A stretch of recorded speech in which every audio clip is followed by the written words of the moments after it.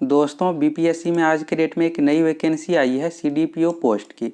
Form भरने के लिए योग्यता क्या है, सिलेबस क्या है और इसमें सिलेक्शन का प्रोसेस क्या है, ए टू जेड जानकारी इस वीडियो में आप लोगों को देंगे। तो इस वीडियो को आप पूरा देख लीजिए। 2 मार्च 2021 आज के डेट का नोटिस है। सबसे पहले यहाँ पर इम्पोर्टेंट नोटिस, इस पर क्लिक करके आप नोटिस डाउनलोड कर सकते हैं। इसके बाद है एडवर्टाइजमेंट, विज्ञापन। इस लिंक पर क्लिक करके आप विज्ञापन डाउनलोड करके पूरा पढ़ सकते हैं। तो चलिए सबसे पहले इम्पोर्टेंट नोटिस डाउनलोड करते हैं। इसमें डेट दिया हुआ है फॉर्म भरने को, डेट को लेकर। बीपीएससी के ऑफिशियल वेबसाइट से आपको फॉर्म फिलअप करना है। तो सबसे पहले यहाँ पर है विज्ञापन संख्या 03/2021 के अंतर्गत समाज कल्याण विभाग में सीडीपीओ पोस्ट की वैकेंसी आई है, बाल विकास परियोजना पदाधिकारी की। टोटल जो इसमें पोस्ट है 55 है। आपको लग रहा होगा कि इसमें बहुत ही कम वैकेंसी है, तो बहुत ही हायर पोस्ट है।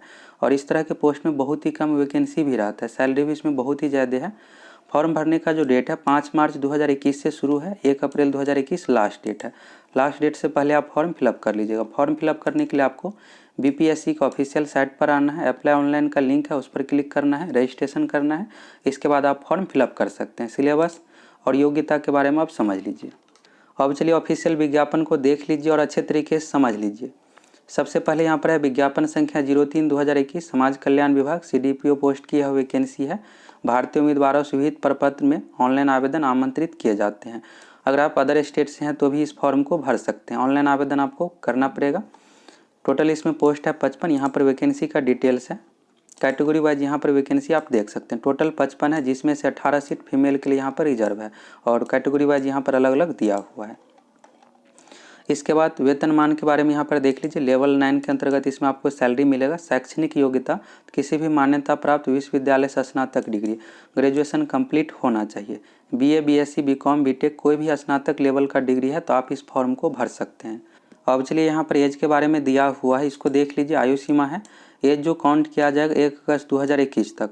1 अगस्त 2021 तक न्यूनतम उम्र होना चाहिए 21 वर्ष। अधिकतम उम्र का अलग अलग कैटेगरी में अलग अलग दिया हुआ है। जनरल कैटेगरी में यूआर में जो है 37 वर्ष है। अधिकतम उम्र का कंडीशन पिछड़ा वर्ग यानी बीसी हो गया, और अत्यंत पिछड़ा वर्ग ईबीसी कैटेगरी में पुरुष एवं महिला दोनों के लिए, और जनरल कैटेगरी में महिला के लिए 40 वर्ष है। बीसी ईबीसी में पुरुष महिला दोनों के लिए 40 हो गया, और जनरल कैटेगरी में महिला के लिए 3 साल अधिक 40 वर्ष है। जनरल कैटेगरी में पुरुष के लिए 37 वर्ष है। इसके अलावा एससी एसटी कैटेगरी में पुरुष महिला दोनों के लिए 42 वर्ष का कंडीशन है। इसके बाद चयन प्रक्रिया के बारे में यहाँ पर दिया हुआ है। चयन प्रक्रिया जो है इसमें 3 चरण में है। पहला है पीटी एग्जाम, दूसरा है मेंस एग्जाम, तीसरा है इंटरव्यू। तीनों एग्जाम आपको सफल होना है। फिर इसके बाद मेरिट लिस्ट तैयार किया जाएगा। मेरिट लिस्ट जो तैयार किया जाएगा मेंस एग्जाम प्लस इंटरव्यू में मार्क्स के अनुसार। मेंस एग्जाम 900 का है और प्लस 120 अंक का है इंटरव्यू। टोटल 1020 अंक हो गया। मेरिट लिस्ट जो बनेगा 1020 अंक के अकॉर्डिंग। सबसे पहले पीटी एग्जाम है, फॉर्म आपको फिलअप करना है। इसके बाद एडमिट कार्ड जारी होगा। एडमिट कार्ड जारी होने के बाद आपको पीटी एग्जाम देना है। पीटी एग्जाम में प्रारंभिक परीक्षा में टोटल 150 क्वेश्चन पूछा जाएगा, जिसमें से 10 क्वेश्चन मैथ से, 20 से 30 क्वेश्चन साइंस से, 30 क्वेश्चन के अप्रॉक्स करेंट अफेयर्स से, 5 से 6 क्वेश्चन बिहार से रिलेटेड और जीके सेक्शन से मिलाकर टोटल 150 क्वेश्चन एग्जाम में पूछा जाएगा। प्रत्येक क्वेश्चन रहेगा 1 अंक का। एग्जाम में नेगेटिव मार्किंग नहीं है। एग्जाम जो लिया जाएगा ऑफलाइन ओएमआर सीट पर। बिहार के ही किसी जिला में इसका सेंटर दिया जाएगा। अगर आप अदर स्टेट से हैं तो इस फॉर्म को भर सकते हैं, सेंटर बिहार में ही होगा। पीटी एग्जाम में सफल होने के बाद मेंस एग्जाम लिया जाएगा। पीटी एग्जाम में टोटल जो समय दिया जाएगा 2 घंटे का, और ऑफलाइन ओएमआर सीट पर एग्जाम लिया जाएगा। तो इसी के बारे में यहाँ पर दिया हुआ है। प्रारंभिक परीक्षा सामान्य ज्ञान, एक पत्र 150 अंक। पीटी एग्जाम में अगर आप सफल हो जाते हैं तो इसके बाद मेंस एग्जाम होगा। मेंस एग्जाम में टोटल 4 पेपर है, जिसमें से पहला पेपर हो गया समान हिंदी, 100 अंक का हिंदी क्वालिफाई है। 100 में से सिर्फ आपको 30% यानी 30 अंक लाना है। हिंदी का मार्क्स मेरिट लिस्ट में नहीं जुड़ता है। हिंदी यहाँ पर हो गया पहला पेपर। इसके बाद यहाँ पर है दूसरा पेपर जीएस 1 समान अध्ययन पत्र 1 और जीएस 2, 2 पेपर हो गया 3 600 अंक का। इसके बाद 300 अंक का ऑप्शनल है। ऑप्शनल इसमें बहुत ज़्यादा नहीं है, 4 ही में से कोई एक आपको चूज करना है। यहाँ पर दिया हुआ है। यह जो जॉब है सामाजिक से रिलेटेड है, इसलिए यहाँ पर है गृह विज्ञान, मनोविज्ञान, समाज शास्त्र एवं श्रम एवं समाज कल्याण। इसमें से आपको कोई एक विषय चूज करना है। फॉर्म भरते समय ही आपको चूज करना पड़ेगा। तो 600 प्लस 300 900 हो गया। मेंस एग्जाम पास होने के बाद इसके बाद इंटरव्यू होगा। इंटरव्यू 120 अंक का है। टोटल हो गया 1020 अंक। 1020 अंक के अकॉर्डिंग आपका मेरिट लिस्ट तैयार किया जाएगा। पीटी का मार्क्स मेरिट लिस्ट में नहीं जोड़ा जाता है। और मेंस जो एग्ज़ाम जो होगा कॉपी पर, जिस तरह से आप बोर्ड एग्जाम देते हैं 10th 12th का, उसी अकॉर्डिंग इसमें भी होता है। कॉपी पर पेन से आपको लिखना पड़ेगा। अब चलिए यहाँ पर आपको समझ में आ गया होगा, पीटी एग्जाम में सिलेबस के बारे में यहाँ पर दिया हुआ है। जीके सेक्शन हो गया, करेंट अफेयर्स, मैथ, साइंस, इन सभी विषय से टोटल 150 क्वेश्चन पूछा जाता है। इसके बाद है यहाँ पर फॉर्म भरते समय आपको बिल्कुल सावधानी से वैकल्पिक विषय ऑप्शनल सब्जेक्ट चूज करना। अगर आप एक बार चूज कर देते हैं तो दोबारा इसमें चेंज करने का ऑप्शन नहीं दिया जाता है। और इसके बाद है यहाँ पर समान हिंदी के बारे में एवं समान ज्ञान अध्ययन होंगे।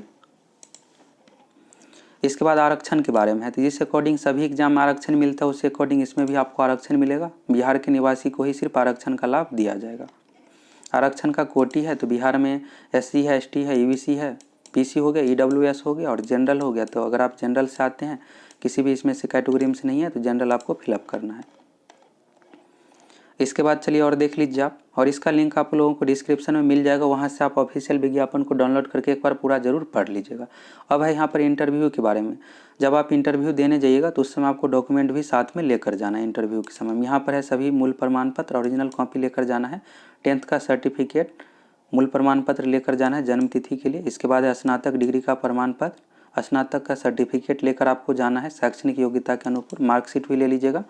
इसके बाद है स्नातक अंक पत्र। इसके बाद है कैटेगरी का, तो यहाँ पर है पिछड़ा वर्ग, अत्यंत पिछड़ा वर्ग कैटेगरी से आते हैं तो आपको देना पड़ेगा जाति प्रमाण पत्र। इसके बाद है यहाँ पर क्रीमी लेयर रहित घोषणा पत्र, नॉन क्रीमी लेयर का आपको देना पड़ेगा प्रमाण। SC ST से अगर आप आते हैं तो जाति प्रमाण पत्र देना पड़ेगा। इसके बाद EWS के बारे में यहाँ पर दिया हुआ, तो EWS अगर आप चूज करते हैं तो EWS का सर्टिफिकेट आपको देना पड़ेगा। अगर आप बिहार के सरकारी सेवक हैं और उम्र में छूट ले रहे हैं तो आपको देना पड़ेगा इसका भी सर्टिफिकेट। 3 वर्ष का अगर आप सेवा पूर्ण कर चुके हैं तो उम्र में छूट ले सकते हैं। इसके बाद है यहाँ पर फ्रीडम फाइटर के लिए, तो फ्रीडम फाइटर का भी आपको सर्टिफिकेट देना पड़ेगा। अगर आपके दादाजी नानाजी स्वतंत्रता सेनानी है तो उससे रिलेटेड आपको सर्टिफिकेट देना पड़ेगा। पहचान पत्र हो गया, वोटर ID कार्ड, आधार कार्ड, कोई एक आपको पहचान पत्र लेकर जाना पड़ेगा। और हाल ही का खींचा हुआ 4 फोटो, यह सभी जो चाहिए इंटरव्यू के समय। आवेदन शुल्क जो है 600 रुपये है। जनरल कैटेगरी के लिए 600 रुपया हो गया, और SC ST कैटेगरी के लिए 150 रुपये है। फीमेल यानी गर्ल्स के लिए 150 रुपये है। दिव्यांग के लिए भी 150 रुपये है। और अन्य सभी उम्मीदवारों के लिए 150, अन्य सभी उम्मीदवार यानी जनरल हो गया, BC EBC EWS कैटेगरी के लिए 600 रुपया, और फीमेल के लिए 150 रुपये यहाँ पर दिया हुआ है।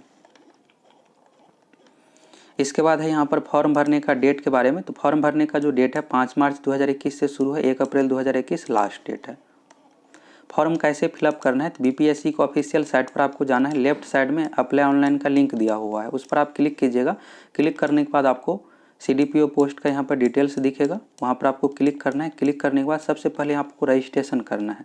रजिस्ट्रेशन के समय बेसिक डिटेल्स, नाम, date of birth, email ID, mobile number आपको फिलअप करना है। फिलअप करने के बाद रजिस्ट्रेशन हो जाएगा। रजिस्ट्रेशन होने के बाद आपको फिर फॉर्म में सारी बेसिक जानकारी देना है, फ़ोटो सिग्नेचर अपलोड करना है। इसके बाद पेमेंट करना है। पेमेंट करने के बाद आपका फॉर्म फाइनल सबमिट हो जाएगा। इसके बाद यहाँ पर देख लीजिए फॉर्म भरने से रिलेटेड दिया हो, इसको अगर आप पढ़ना चाहेंगे तो पूरा पढ़ सकते हैं। फॉर्म भरते इसमें आपको जो सिग्नेचर अपलोड करना है हिंदी एवं अंग्रेजी दोनों में, दोनों का ऑप्शन रहता है अलग अलग से, और सिग्नेचर आपको हिंदी तथा अंग्रेजी दोनों में अपलोड करना है। फोटोग्राफ बिल्कुल क्लियर होना चाहिए। इसके बाद है यहाँ पर download fill application section.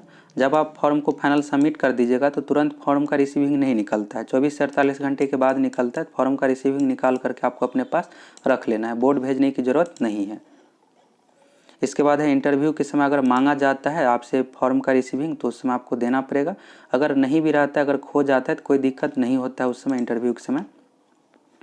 Form से रिलेटेड जो भी मूल बातें थी जो आपके लिए ज़रूरी है, इसमें आप लोगों को A to Z जानकारी दे दी है। सिलेबस क्या है, सिलेक्शन किस प्रकार से होगा।